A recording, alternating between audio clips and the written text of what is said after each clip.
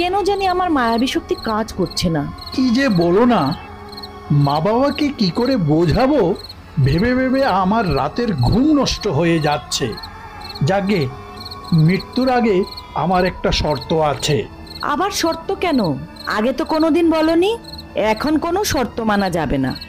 আমি এই পৃথিবীর মায়া ত্যাগ করে চলে যাব, আর তুমি আমার সামান্য একটা শর্ত মানবে না? মৃত্যুর আগে আমাদের বিয়ে করতে হবে।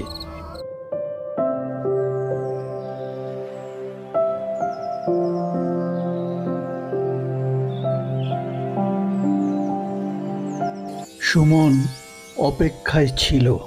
দুদিন পর তান্ত্রিক মহারাজ এলেন। আজ তোমার জন্য মাদুলি নিয়ে এসেছি। শনি অথবা মঙ্গলবার দেখে গলায় পড়ে নিও। আপনার সাথে আমার বিশেষ কথা আছে, এখানে বলা কি নিরাপদ হবে? দিনের প্রথম দিকটা শুভ। এই সময় অশুভ শক্তি বের হতে পারে না, তাই ওরা গভীর নিদ্রায় মগ্ন থাকে। তুমি নির্ভয়ে বলতে পারো। ডাইনির সব কথা আমি মা বাবাকে খুলে বলতে পারিনি। জানেন, আমি ওকে স্পর্শ করেছি। ওর মনে প্রতিহিংসার আগুন জ্বলছে। ও আমাকে সঙ্গী বানাতে চায়। তার উত্তরে তুমি কি বলেছ? সোজাসুজি কিছু বলিনি, তবে অনেক বুঝিয়েছি। এও বলেছি মানুষ আর ডাইনির সম্পর্ক কোনোদিন সম্ভব নয়। কিন্তু ডাইনির এক কথা, আগামী অমাবস্যার রাতে আমাকে মরতে হবে। সত্যি এটা চিন্তার বিষয়। আচ্ছা, তুমি যা জানো ওর সম্বন্ধে সংক্ষেপে আমাকে বলতে পারো। প্রথম দেখা মেয়েটির সাথে এই রুমে, যেখানে আপনি বসে আছেন ঠিক ওখানে। অদ্ভুত একটা শব্দে আমার গভীর রাতে ঘুম ভেঙে যায়। বাইরে বেরিয়ে কিছুই দেখতে পাইনি। ফিরে এসে দরজা বন্ধ করতে যাব, ঠিক তখনই বলে উঠল,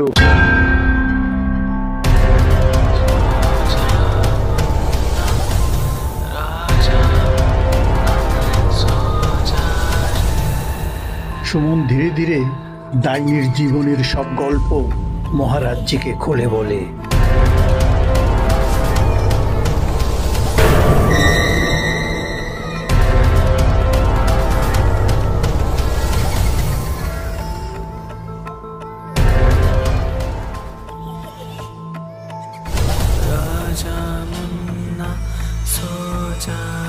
যে শরীরটাকে বশ করে নিয়েছে, সেই শরীরে এখনো প্রাণ আছে।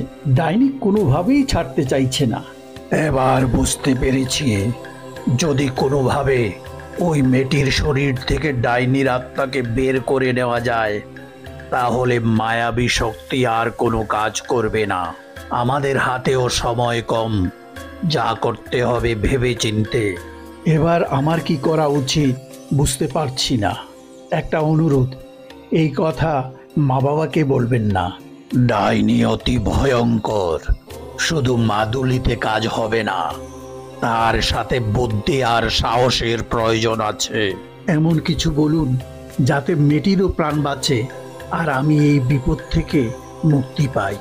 মহারাজজি চোখ বন্ধ করে বেশ কিছুক্ষণ ধ্যানে বসে রইলেন। কিছুক্ষণ পর সুমনের দিকে তাকিয়ে বললেন, একটা পথ খোলা আছে। তার আগে তোমাকে ছলনার আশ্রয় নিতে হবে।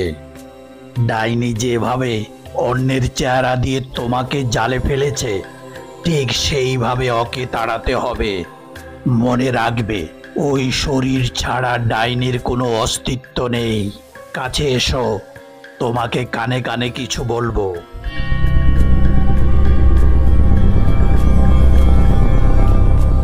কাজটা কঠিন, ভয় পাওয়া চলবে না। মালা দুটি আমি ওই দিন নিয়ে আসব। মনে রাখবে, ভুল হলেই সব শেষ।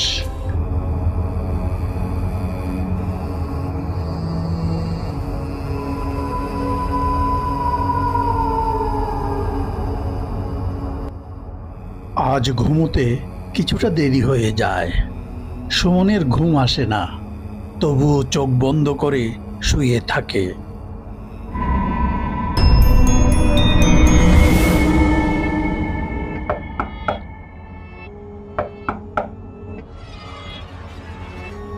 দরজায় ঠক ঠক শব্দ হতেই বুঝতে পারে কুণ্ডলা এসেছে।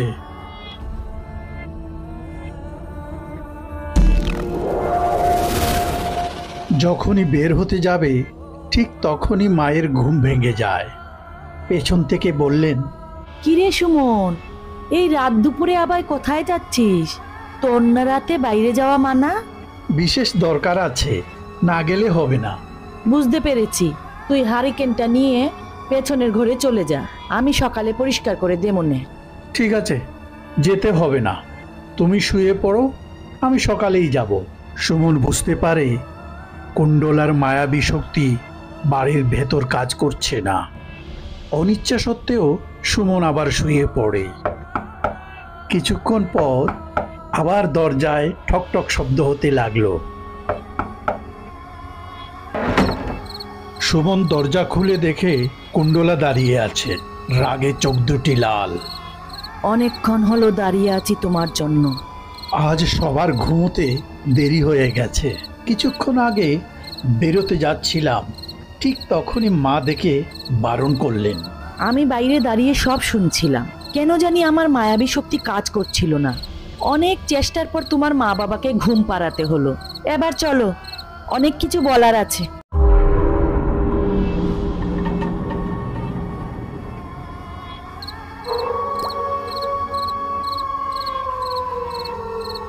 আচ্ছা, তুমি কি আমার সাথে ছলনা করছো? দেখো, এমন কিছু যদি হয় আমি আগেই বলে দিচ্ছি, আমি কিন্তু কাউকে ছাড়বো না। চলো না? কই না তো, আমি তো সব সময় আমাদের বিয়ের কথা নিয়েই ভাবছি, আর তুমি কি না উল্টো পাল্টো ভাবছো। আচ্ছা, আজ অনেক চেষ্টা করেও তোমাদের বাড়ির ভেতর যেতে পারলাম না, বুঝতে পারলাম না। কি যে বলো না, মা বাবাকে কি করে বোঝাবো ভেবে ভেবে আমার রাতের ঘুম নষ্ট হয়ে যাচ্ছে।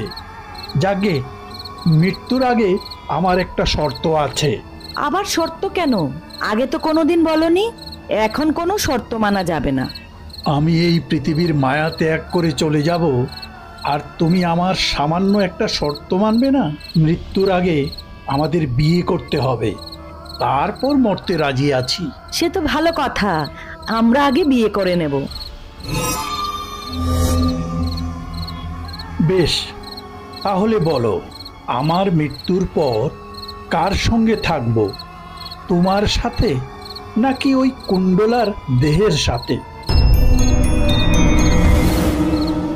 কুণ্ডলা ওর সাথে কি করে থাকবে?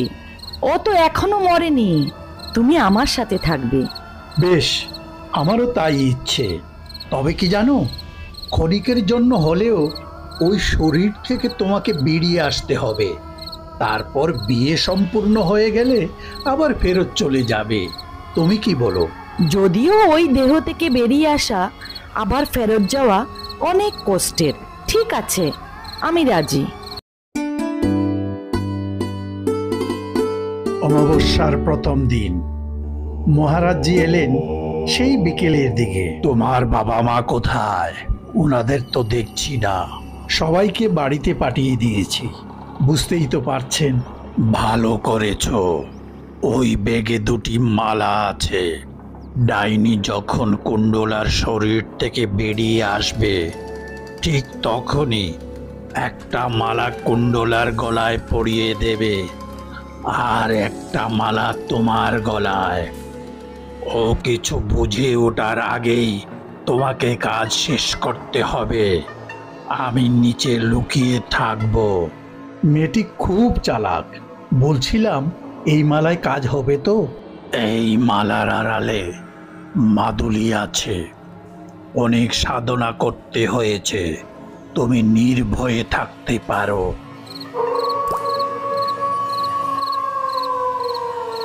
সন্ধ্যা হতে সুমন চলে যায় বাড়ির পেছনে। অমাবস্যার রাত, বেশ অন্ধকার, চারিদিকে কুয়াশায় ঢেকে আছে। কেমন যেন এক অদ্ভুত পরিস্থিতি। মনকে শক্ত করে চলে যায় দোতলার ঘরে।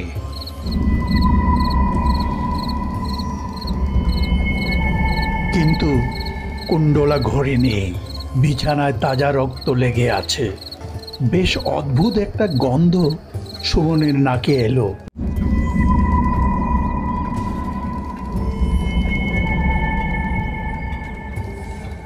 সুমনের মন বলছে কুণ্ডলা ওর আশেপাশেই আছে, তাই রুমে দাঁড়িয়ে অপেক্ষা করতে লাগলো।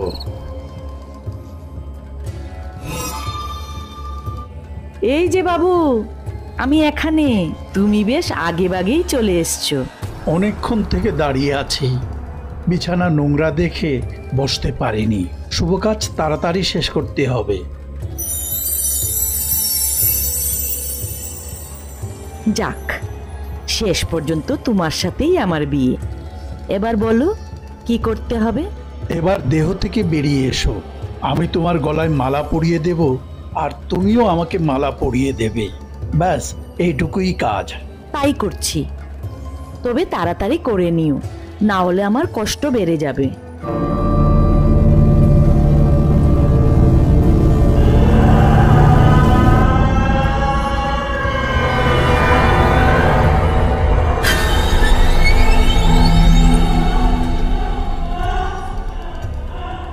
এমন অদ্ভুত দৃশ্য দেখে সুমন স্তম্ভিত হয়ে যায়। তারপর নিজেকে সামলে নিয়ে বলে, কে বলেছে তুমি সুন্দরী নও? আমার তো মনে হয় কুণ্ডলার চাইতে তুমি বেশি সুন্দরী। কেন যে তুমি আত্মহত্যা করতে গেলে আমি বুঝতেই পারছি না।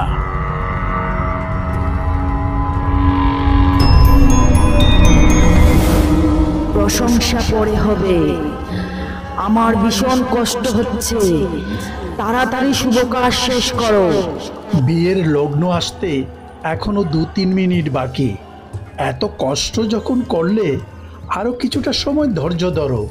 কখন ডাইনি সরে যাবে সেই সুযোগের অপেক্ষায় সুমন দাঁড়িয়ে থাকে।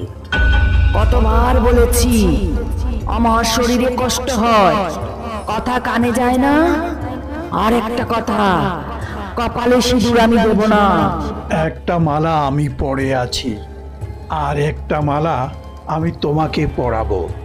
এবার দেখে নাও কিভাবে মালা পরাতে হবে। এই সুযোগে কাল বিলম্ব না করে সুমন কুণ্ডলার গলায় মালাটি পরিয়ে দেয়।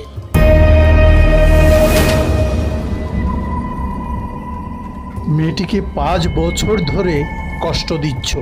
অনেকবার বলেছি ওকে মুক্ত করে দাও, কিন্তু কোনো কথাই তোমার কানে যায় না। সত্যি ডাইনি কোনোদিন মানুষের বন্ধু হয় না। আর কোনোদিন এই শরীরে প্রবেশ করতে পারবে না। এবার বিদেয় হও। কি এত সাহস? তবে রে, আজ তোকে মেরে তোর রক্ত দিয়ে স্নান করব, নির্বোধ মানুষ। আমি আবার আসবো।